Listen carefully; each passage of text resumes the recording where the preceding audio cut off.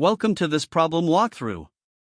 Today, we'll explore problem number 1566, detect pattern of length m repeated k or more times. In this session, we'll break down the problem, analyze different approaches, and guide you toward an efficient solution. Let's dive in. In this problem, we need to determine if a specific pattern repeats consecutively in an array. You're given an array ARR and two integers, m and k. A pattern is defined as a contiguous subarray of length m. The task is to check if this pattern occurs at least k times in a row, without any interruptions between the repetitions. If such a pattern exists, we return true, otherwise, we return false. The input includes the array ARR, which can have up to 10,000 elements, and the integers m and k, where m represents the length of the pattern, and k specifies the minimum number of consecutive repetitions required. The output is a Boolean value that tells us whether the condition is met. This problem challenges us to efficiently detect consecutive patterns in potentially large arrays. Let's look at an example to understand this better. Consider the input array ARR equals 1, 2, 4, 4, 4, 4, with m equals 1 and k equals 3. Here, the pattern we are testing is of length m equals 1, which means we are looking for single elements that repeat consecutively. In this case, the element 4 forms a pattern, 4, that is repeated k equals 3 times consecutively in the subarray, 4, 4, 4. Since this satisfies the condition of at least 3 consecutive repetitions, the output is true. This example demonstrates how to identify and verify a valid pattern in the input array. Now, let's examine another example to solidify our understanding. Here, the input is ARR equals 1, 2, 1, 2, 1, 1, 1, 3, with m equals 2 and k equals 2. This means we are looking for a pattern of length 2 that repeats at least twice consecutively. In this case, the subarray 1, 2 forms the pattern of length m equals 2, and it appears consecutively in the sequence 1, 2, 1, 2. Since this pattern is repeated k equals 2 times without any interruptions, the output is true. This highlights how patterns of larger lengths can also be detected by checking for consecutive repetitions. In our final example, the input is ARR equals 1, 2, 3, 1, 2, with m equals 2 and k equals 2. Here, we are again looking for a pattern of length 2 that repeats at least twice consecutively. While the subarray 1, 2 does appear twice in the array, the occurrences are not consecutive, they are separated by another value. This breaks the condition of consecutive repetitions, so the output is false. Additionally, the constraints of the problem ensure that the solution is efficient, even for large arrays. For edge cases, we must handle scenarios like arrays with no repetitions, overlapping patterns, or all identical elements. These considerations help us implement a robust solution that works for a variety of inputs. To approach this problem, we can start with a brute force method, which is the most straightforward way to solve it. The idea here is to manually examine all possible subarrays of length m within the array and check if any of these subarrays repeat consecutively at least k times. The steps for this are simple. For each possible starting index in the array, extract the subarray of length m and then compare this subarray to successive blocks of the same length to see if it repeats. If we find such a pattern, we return true, otherwise, after checking all possible starting points, we return false. However, while this approach is simple and intuitive, it comes at a cost. The time complexity can become quite high, as the nested loops and repeated comparisons make it inefficient for larger inputs. Additionally, it requires extra space to store the subarray being compared. These trade-offs make the brute force method less ideal, especially for competitive programming scenarios where efficiency matters. To improve upon the brute force method, we can use an optimized sliding window approach, which significantly reduces both time and space complexity. The key insight here is that if a subarray of length m repeats consecutively k times, we don't need to explicitly extract and compare subarrays. Instead, we can directly check whether elements align perfectly across the repeated blocks. For instance, if an element in the first block matches the corresponding element m positions ahead, and this pattern continues for all required repetitions, then we have found a match. The process involves iterating through the array while maintaining a counter to track consecutive matches. When the current element matches the 1m positions before it, we increment the counter. If it doesn't, we reset the counter to signify the start of a new potential pattern.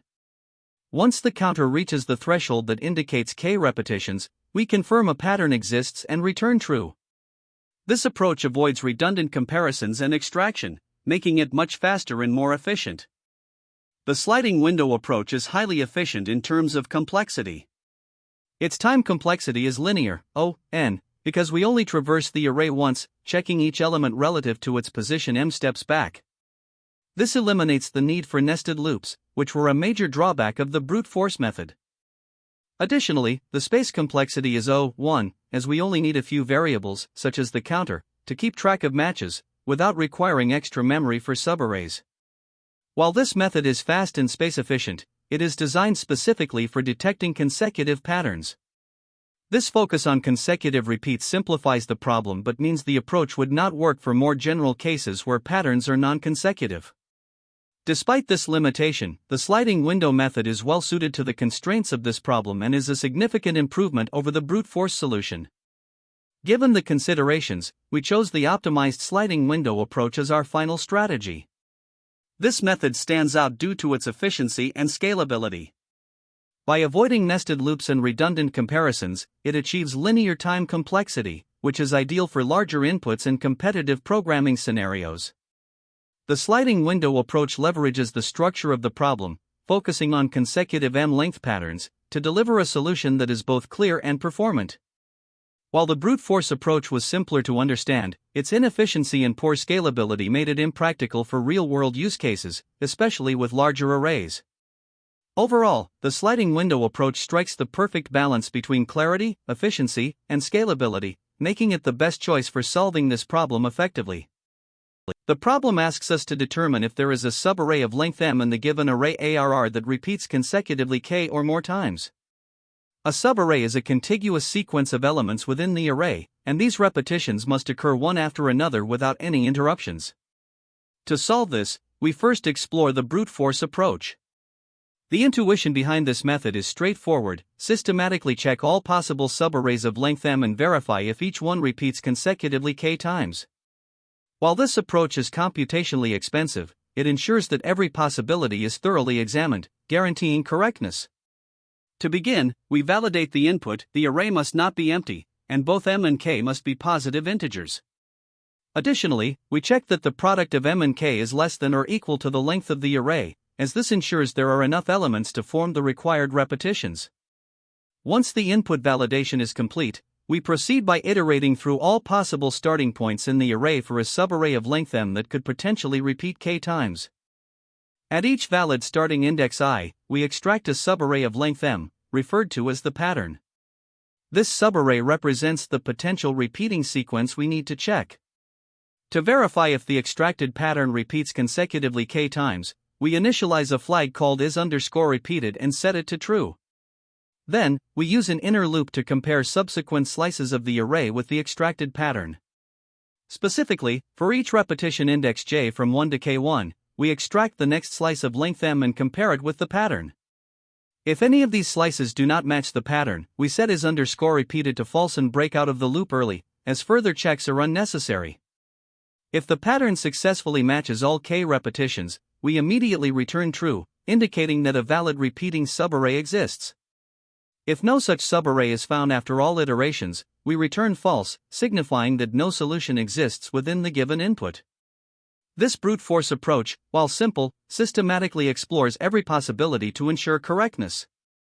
The brute force algorithm works because it systematically checks every possible starting point in the array, ensuring that all constraints are satisfied. However, it comes with performance trade-offs.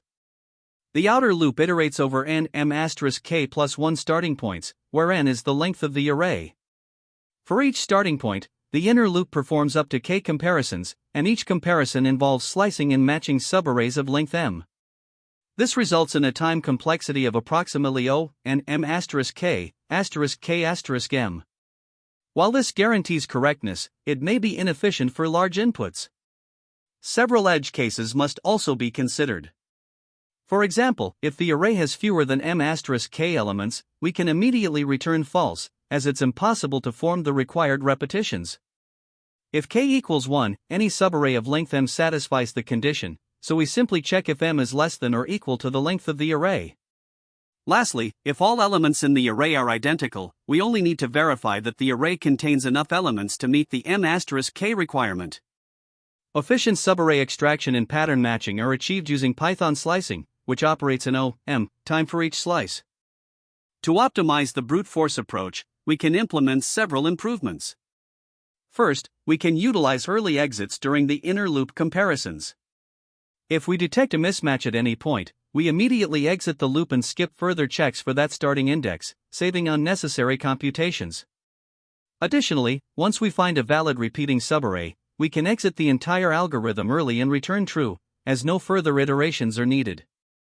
A more advanced optimization involves using a sliding window technique. Instead of repeatedly extracting and comparing subarrays, we maintain a sliding window of the current subarray and adjust it as we move through the array. This eliminates redundant slicing operations and reduces overhead. Despite these optimizations, the time complexity of the brute force approach remains O and m*k*m.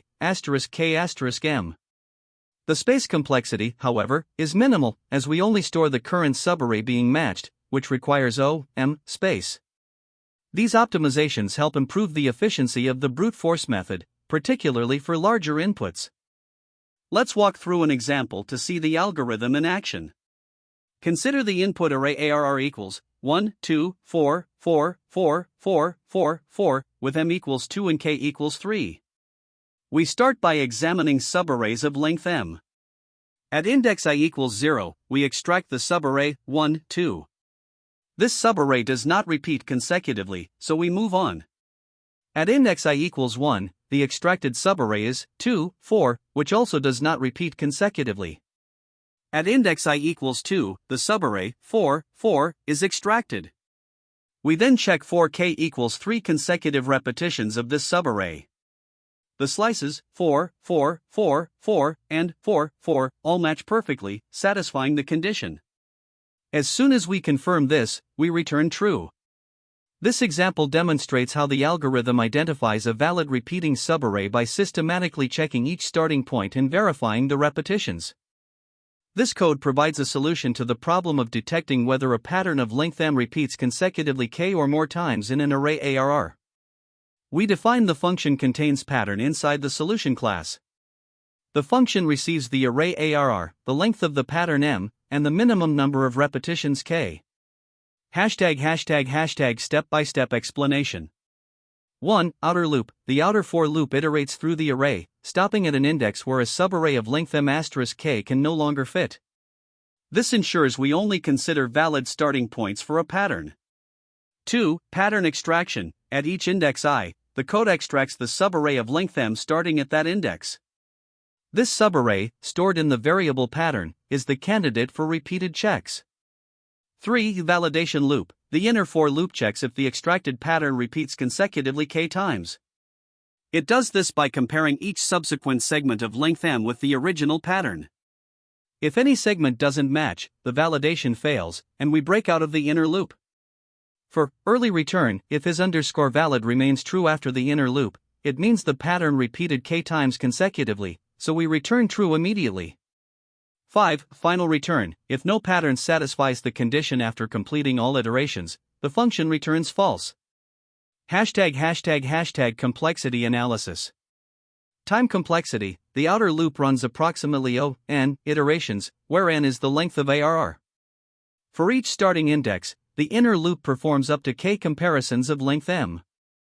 Thus, the overall complexity is n*m*k in the worst case. Space complexity. The space complexity is O(m) for storing the pattern subarray, which is reused across iterations. This implementation efficiently handles the problem requirements and ensures correctness by validating each potential pattern thoroughly. Here, we define a class called solution and implement the method contains pattern, which takes 3 parameters, an integer array ARR, and 2 integers m and k. The goal is to determine if there's a subarray of length m that repeats consecutively at least k times. To do this, we start by iterating through the array. The loop runs up to arr.length m*k, ensuring there's enough space left in the array to fit the repeated pattern. For each starting index I, we extract a potential pattern of length m and check if it repeats k times consecutively. We use nested loops for this validation.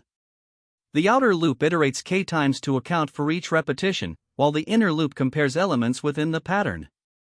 If we find any mismatch between the pattern and the corresponding segment in the array, we set isValid to false and break out of the inner loop. If isValid remains true after checking all repetitions, we immediately return true, indicating the desired pattern exists. Finally, if the outer loop completes without finding any valid pattern, we return false. This means there is no subarray of length m that repeats consecutively k times or more in the given array. This implementation is efficient as it avoids unnecessary comparisons by breaking out of loops as soon as mismatches are found. The overall structure is clear and ensures that we thoroughly check all possible starting points for a valid repeating pattern. By returning true or false appropriately, the method provides a complete solution to the problem. To solve this problem, we need to detect if a subarray of length m repeats consecutively at least k times in the given array. Let's start with example 1, where the input array is 1, 2, 4, 4, 4, 4, m is 2, and k is 2. First, we calculate the range of starting indices for potential patterns. The formula len r k plus 1 ensures we only check valid starting points, and here it evaluates to 3. This means we will iterate over indices I equals 0, 1, 2. For I equals 0, we extract the pattern 1, 2, and check if it repeats. Comparing the next segment, 4, 4, with the 1, 2, we find they don't match, so this starting index is invalid. Moving to I equals 1, we extract the pattern 2, 4, and again check for repetition. Comparing the next segment, 4, 4, with 2, 4, we find another mismatch. Thus, neither I equals 0 nor I equals 1 results in a valid pattern. When we reach I equals 2, we extract the pattern 4, 4. Now we check if this pattern repeats consecutively. Comparing the next segment, which is also 4, 4, we find they match. Since the pattern 4, 4 is repeated at least k equals 2 times consecutively, the condition is satisfied, and the function returns true for this example. Moving to example 2, the input array is 1, 2, 3, 1, 2, with m equals 2 and k equals 3. Here, the formula len r k plus 1 gives 0, meaning there are no valid starting indices to check. This happens because the array is too short for a pattern of length m to repeat k times. As a result, the function directly returns false. In example 3, we examine an edge case where the entire array consists of repeated elements. The input is 1, 1, 1, 1, with m equals 1 and k equals 4. Here, the formula len r k plus 1 evaluates to 1, so the loop runs for I equals 0. At this index, we extract the pattern 1 and check if it repeats. Comparing the next segments 1, 1, and 1 with 1, we see that all comparisons match. Since the pattern 1 repeats k equals 4 times consecutively, the function returns true. This example demonstrates how the algorithm handles cases where the entire array forms a valid pattern. The key to this algorithm lies in focusing only on valid starting indices determined by the formula len r k plus 1. For each starting index, we extract a subarray of length m as the pattern and verify its repetition k times consecutively. If a mismatch is found during this process, the algorithm skips to the next starting index. However, as soon as a valid pattern is identified, the function returns true immediately to save computation time. If no valid pattern is found after all iterations, the function returns false, ensuring efficiency and correctness in all scenarios. To analyze the time complexity of this solution, we start by looking at the outer loop. The outer loop iterates from I equals 0 to len r k plus 1. If we let n represent the length of the array, this means the outer loop executes a maximum of n k plus 1 times. In the worst case, where the product of m and k is small compared to n, the loop runs approximately n iterations. Inside this loop, we extract a subarray, or pattern, of length m using slicing. Since slicing an array of length m takes m time, this adds to the overall cost. Next, within the inner loop, we verify whether this pattern repeats k times consecutively. This inner loop runs from j equals 1 to k1, which totals k1 iterations. For each iteration, we perform two operations, slicing another subarray of length m and comparing it to the original pattern. Both slicing and comparison take O(m) time, so each inner loop iteration costs O(2m) or simply O(m). Multiplying by the number of iterations, the total cost of the inner loop becomes O(k*m). Now, when we consider the total cost of a single iteration of the outer loop, it includes extracting the pattern, which takes O(m), and executing the inner loop, which costs O(k*m). Adding these together, the total cost per iteration of the outer loop is O(k plus 1*m). Since the outer loop runs at most O(n) times, the overall time complexity of the solution becomes O(n*m*k). Shifting our focus to space complexity, the primary space usage comes from the pattern variable, which stores a subarray of length m. This requires O(m) space. Beyond this, the algorithm does not use any additional data structures, as all operations are performed directly on the input array. Therefore, the space complexity remains O(m). The total space complexity is determined by the memory used to store the pattern variable, which is O(m). This means the space complexity of the solution is optimal at O(m). To put this in perspective, let's compare this approach to a naive brute force solution. A brute force method would involve checking every possible subarray of length m within the array and counting its occurrences. Extracting all subarrays of length m would take O(n*m), and comparing each subarray to all others would also require O(n*m).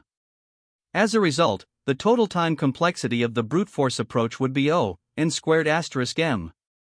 In contrast, the current solution avoids redundant computations by only verifying consecutive repetitions of the subarray, significantly reducing the time complexity to O(n*m*k).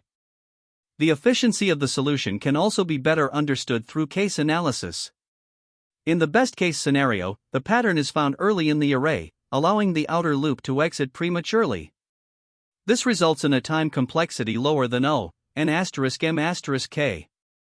In the average case, the algorithm processes some portion of the array before finding a pattern and stopping. Finally, in the worst case, no valid pattern is found, and the algorithm must iterate through the entire array, leading to the full complexity of O(n*m*k). To conclude, this solution is significantly more efficient than a brute force approach. Its polynomial time complexity, O(n*m*k), is manageable for small values of m and k, and its space complexity, O(m), is optimal, as it only requires storing the current subarray being evaluated. When tackling this problem, there are a few common mistakes to watch out for. First, misunderstanding the problem requirements can lead to errors. For example, some might check for any repeated elements instead of focusing on consecutive subarrays of length m. This misinterpretation directly leads to incorrect outputs since the problem explicitly demands consecutive repetitions. Second, relying on an inefficient brute force implementation can be a major pitfall. If you iterate through all subarrays and check for repetitions naively, the time complexity can easily become O(n³), or worse, which is impractical for larger inputs. This often results in time limit exceeded errors. Lastly, off-by-one errors and sliding window implementations are another frequent issue. Misdefining the window size or improperly adjusting indices can cause you to miss valid subarrays or even access out-of-bound indices, leading to runtime errors. These mistakes can significantly derail your solution, so it's important to address them early on. Now, another critical area involves edge cases and efficient comparisons. Overlooking edge cases, such as arrays shorter than m*k, or scenarios where k equals 1, is a common mistake. These situations can lead to undefined behavior or incorrect results if not handled properly. Similarly, using inefficient methods for comparing subarrays is another trap. For instance, directly comparing the full contents of subarrays can be wasteful. Instead, techniques like rolling hashes or more optimized hashing functions should be used to reduce computational overhead. Neglecting these details can unnecessarily increase the time complexity of your solution, making it slower and less scalable for larger inputs. Being mindful of these aspects ensures your approach is both correct and efficient. To excel in interviews, it's crucial to understand the optimal approaches and their trade-offs. Sliding window techniques, often combined with hashing or dictionary-based counting, are highly effective for subarray or substring problems. However, remember that hashing, while reducing time complexity, can increase space usage, so discussing this space-time trade-off with your interviewer is essential. Edge cases also play a significant role. Minimum or maximum constraints, empty arrays, and special values of K or M should always be considered. Efficient algorithms often leverage pre-processing or cumulative properties, such as prefix sums or hash-based sliding windows, to streamline the solution. Additionally, studying related problems, like LeetCode 3 for sliding windows, LeetCode 424 for character pattern repetitions, or LeetCode 76 for substring coverage, can provide valuable insights into commonly used techniques. These connections will deepen your understanding and help you adapt strategies to similar problems. Finally, let's explore some alternative approaches to solve this problem more efficiently. One option is an improved sliding window combined with hashing. Here, you extract subarrays of length m using a sliding window and maintain a hash table to count their frequencies. While this method is faster than brute force, with a time complexity of O and *m, it does require additional space for the hash table. Another approach is to use a rolling hash, such as Rabencarp, to maintain a hash value for the current subarray. This reduces the need to recompute hashes from scratch but introduces added complexity in implementation. For even more advanced scenarios, you could consider using a suffix array or tree, which are highly efficient for finding repeated subarrays under high constraints. However, these methods might be overkill for simpler variations of the problem. Choosing the right approach depends on the problem constraints and the trade-offs you're willing to make. Great job! We've covered problem number 1566, summarized the key points, and highlighted critical takeaways. Remember, mastering these techniques will make you more confident in tackling similar problems. Thanks for watching, and don't forget to like and subscribe for more content. That's the end of this tutorial. I hope you found this explanation helpful for understanding the solution to this LeetCode problem. If you enjoyed this content, please consider subscribing to the channel for more coding tutorials and solutions. Feel free to leave a like if this video helped you, and don't hesitate to comment with any questions you might have. Thanks for watching, and happy coding!